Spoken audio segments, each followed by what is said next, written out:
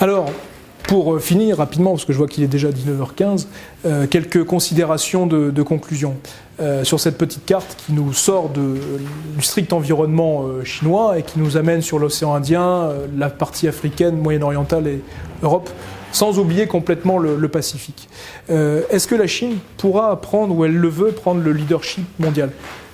Qu'elle le souhaite, ça c'est indéniable. C'est une évidence, puisque pour elle, si vous voulez, le bon ordre sous le ciel, c'est qu'il y ait une puissance comme elle, c'est-à-dire elle-même, ancienne, expérimentée, aboutie, élaborée, qui soit au centre du monde.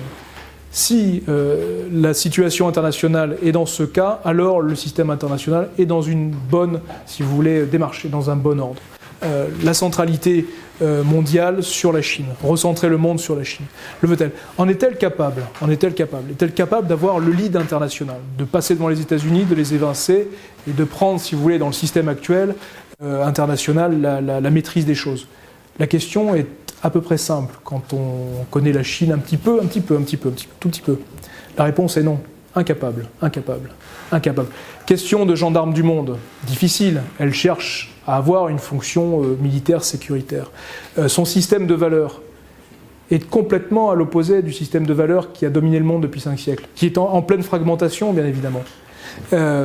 Question des normes, question de la nature politique qui perdure aujourd'hui de sa vision du monde structurée avec des vassaux sur lesquels elle a une mainmise, de la question des barbares, du lointain, etc.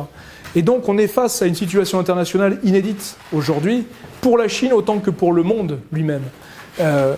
On est face à la question du leadership, actuellement entre Chine et États-Unis, ce qui va durablement structurer le système international, mais dans un monde qui n'a jamais connu une Chine aussi puissante, et qui, elle-même, la Chine, ne s'est jamais connue aussi puissante qu'elle l'est aujourd'hui.